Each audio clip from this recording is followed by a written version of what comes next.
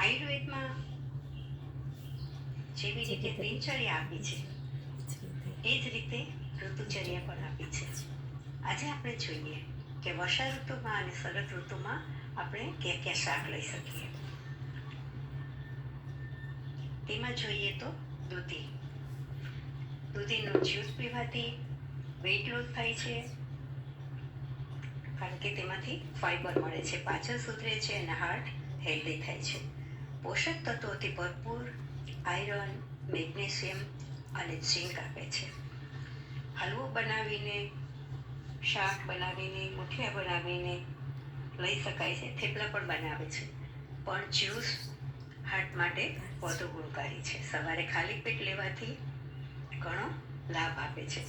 સાથે શાક પણ લઈ શકાય છે, જે પિત્ત દોષનો શમન કરે છે, માઇન્ડ અને બોડીની હીટ ઘટાડે છે, એસિડિટી પણ મટાડે છે. માટે દૂધી ઘણી ગુણકારી છે. એ જ રીતે જોઈએ તુરિયા. તુરિયા દૂધી જેવા જ લાભ આપે છે, સાથે સાથે લીવરને ડિટોક્સિફાય કરે છે, કોન્સ્ટિપેશન દૂર કરી સ્કિન અને હાર્ટને હેલ્ધી રાખવામાં મદદરૂપ છે. વર્ષા ઋતુમાં મળતું આ શાક આમ દોષને દૂર કરે છે અને લીવર, ઇન્ટેસ્ટાઇનનું ફંક્શન સુધારે છે.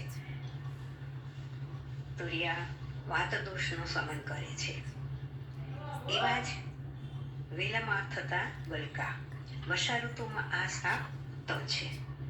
કફ, પિત્તનું શમન કરી જઠરાગ્નિ વધારે છે અને ત્વચા રોગ માટે તો ગલકા ઘણા ગુણકારી છે. વળી ચોમાસામાં સરળતાથી મળી રહે છે. એવું જ એક શાક કારેલા. પેન્ક્રિયાસની કાર્યક્ષમતા વધારે છે અને બ્લડની ગરમીને દૂર કરે છે. પિત્ત શામક છે, સાથે પેટના કીડાને, જીવાણુને મારે છે.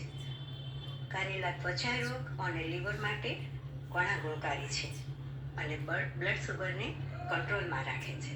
તેનો રસ પણ પી શકાય, શાક બનાવીને વાપરી શકાય અને ઔષધિ રૂપે, પાવડર રૂપે પણ લઈ શકાય.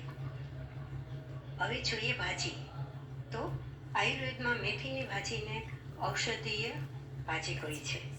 સ્વાદિષ્ટ, કડવી અને સેજ તીખી એવી આ ભાજી ઇમ્યુનિટી વધારે છે અને પૌષ્ટિક છે. વાત દોષનું શમન કરી, પાચન સુધારી, ડાયાબિટીસમાં ઘણી ગુણકારી છે અને સાંધાના દુખાવા પણ મટાડે છે. સાથે હેર અને સ્કિનને હેલ્ધી રાખવામાં મદદરૂપ છે. એ જ રીતે જોઈએ તો તાંદળિયું, જે રાજગરાની ભાજી અને હિન્દીમાં જેને ચોલાઈ પણ કહે છે. આ ભાજીને આયુર્વેદમાં સત્વથી ભરપૂર કહી છે. વર્ષા ઋતુમાં અને શરદ ઋતુમાં તેનું સેવન ઘણું લાભકારક છે. પચવામાં હળવી, પેટને સાફ રાખે છે, વળી પિત્ત દોષને દૂર કરે છે, આયરન અને વિટામિનથી ભરપૂર છે. તાંદળિયાની ભાજી સ્ટ્રેસ ઘટાડવામાં ઘણી ઉપયોગી છે. રોટલા, રોટલી, ભાખરી અથવા ખીચડી સાથે તેનું સેવન કરી શકાય છે. પરવળ વિટામિન અને મિનરલથી ભરપૂર પરવળમાં ફાઈબર પણ છે, જે રક્ત શુદ્ધિ કરે છે, શરીરને ઉર્જા આપે છે અને વજન ઘટાડવામાં મદદરૂપ છે. સાથે સાથે હાડકાંને મજબૂતી આપે છે અને હાર્ટને હેલ્ધી રાખે છે. કંટોલા.